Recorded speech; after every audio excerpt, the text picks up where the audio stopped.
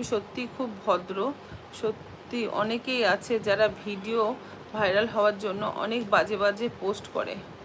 হ্যাঁ বাবাই পাল, তোমাকে বলি, মানে আমি যখন শুরু করেছিলাম আমার ইউটিউব ফেসবুক জার্নিটা, আমার সাথে সাথে অনেকগুলো নাম আছে যেগুলো আমি উল্লেখ করতে চাই না নিজে এতে।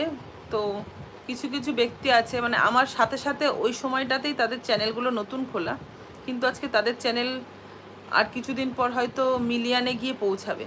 কারণ সত্যি কথা বলতে মানে তাদের যে ভিডিওগুলো ছিল সেগুলো কিন্তু প্রথম স্টেজ যখন ছিল শুরুতে ভালোই ছিল, তারপরে যখন দেখলো ভিউয়ার্স একটুও হচ্ছে না, এক লাফে বড় হওয়ার চিন্তা করে সবাই শুরু করে দিল নোংরামি। 3 থেকে 4টে আইডি, আমি নামগুলো বলবো না, বলতে চাই না।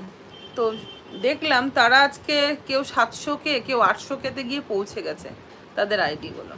তো সত্যি কথা বলতে কি বলতো, মান সম্মানটা একবার যদি চলে যায় না, সেটাকে আর কোনোদিনও পয়সা দিয়েও তুমি কিনে আনতে পারবে না। কিন্তু পয়সা তুমি প্রচুর ইনকাম করতে পারবে অনেক রকম। মানে একদম যারা মূর্খ, যেসব মেয়েদের কোনো পেটের মধ্যে একদম বিদ্যার আচরণ নেই, তারাও লোকের বাড়িতে গিয়ে যদি বাসন মাজে, সেখান থেকেও কিন্তু কী বলে 1000 টাকা ইনকাম করলেও করতে পারবে।